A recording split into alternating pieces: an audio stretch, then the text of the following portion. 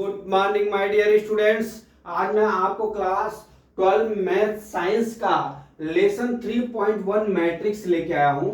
इसमें question number 4 example का है। इसमें क्या कर रहा है, इफ मतलब एक जो है एक मैट्रिक्स ए है और एक मैट्रिक्स ए, दोनों इक्वल है। Find the value of the A B C X Y and Z. इसका मान ज्ञात करना है, ठीक है, इसकी वैल्यू ज्ञात करना है। इसकी वैल्यू ज्ञात करने के लिए हम क्या करेंगे, जो कॉलम है कॉलम से टैली करेंगे और जो रो है रो से टैली करेंगे। जैसे x प्लस 3 है तो इसका बराबर 0 हो जाएगा, ठीक है। तो मैं आपको मान जो है इसकी वैल्यू निकाल के आपको समझा रहा हूं, बराबर। अब देख लीजिए यहाँ क्या हो जाएगा।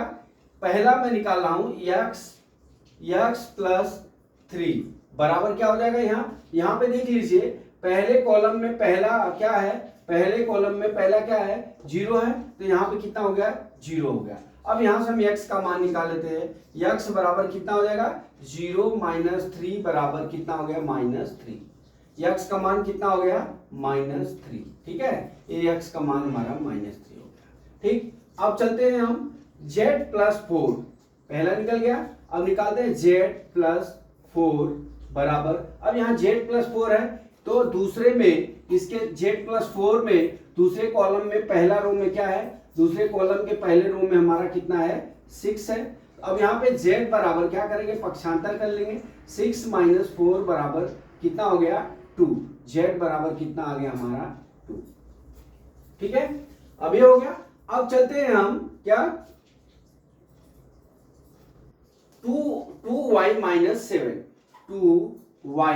माइनस 7 निकाल लेते हैं, ठीक है, बराबर हमारा कितना हो जाएगा। अभी देख लीजिए थर्ड कॉलम में पहला रो क्या है, थर्ड कॉलम में हमारा पहला क्या है 3y माइनस कितना दिया है 2 दिया है, ठीक। अब इसको पक्षांतर कर लीजिए। आप इसको इधर लेके आइए चाहे इसको इधर लेके जाइए, ठीक है। तो हम क्या करते हैं 3y को हम 2y को उस तरफ ले आते हैं, तो -7 प्लस 2 बराबर 3y माइनस 2y, ठीक है। अब यहाँ पे कितना आ जाएगा -5, इधर कितना बच जाएगा y बच जाएगा, ठीक है। ये हमारा y का आंसर आ गया, ठीक। अब चलते हैं, हमको क्या निकालना है। अब देख लीजिए इसमें आ जाइए, इसमें क्या है हमारा a का मान a-1, यहाँ पे क्या दिया है a-1। अब यहाँ पे हम निकाल रहे हैं, यहाँ पे देखिए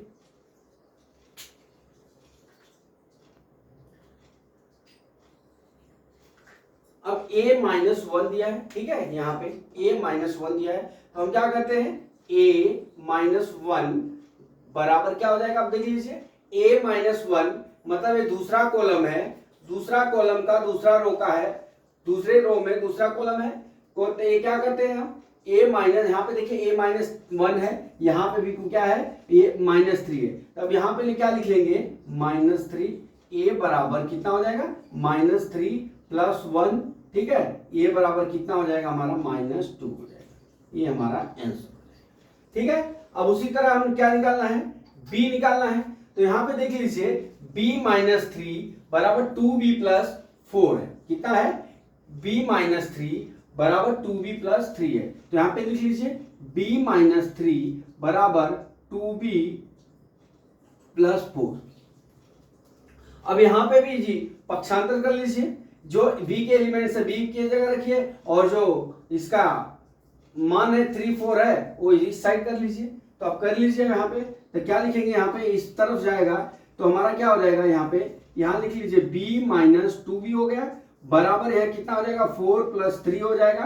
अब यहाँ पे क्या हो जाएगा -b बराबर कितना हो गया 7। अब b बराबर कितना हो जाएगा -7। ये हमारा b का मान हो गया, ठीक है। अब हमको क्या निकालना है c निकालना है, ठीक है। तो अब इसी तरह से यहाँ पे देख लीजिए 2c प्लस 2 है, तो यहाँ पे लिख लीजिए 2c प्लस 2, ठीक है। अब यहाँ पे लिख लीजिए ये क्या है तीसरा कॉलम का दूसरे रो में ये तीसरा कॉलम है, ठीक है। तो हमारा 2c प्लस 2 है, 2c प्लस 2 कितना है 0 है, तो यहाँ क्या लिख लेंगे हम 0। अब यहाँ पे पक्षांतर कर लीजिए 2c बराबर -2 हो जाएगा, c बराबर -2 बटा कितना हो जाएगा 2, बराबर कितना हो जाएगा -1, सी बराबर कितना हो गया -1 के। सी बराबर कितना हो गया -1 के। तो दोस्तों हमारा क्या करना था इसमें, आपको तो ये बहुत सरल मेथड है, यहाँ पे जो मान निकालने के लिए बोल रहा है उसके सामने जो हमारा दूसरा मैट्रिक्स है उसमें रो और कॉलम को सामने जो मान रखे रहेगा वो लिख लेंगे, लिखने के बाद उसको जो है मान को निकाल सकते हैं। x + 3 = 0 दिया, यहाँ पे हमने x + 3 लिया, तो इस मैट्रिक्स से हमने क्या लिया, इस एलिमेंट 0 लिया।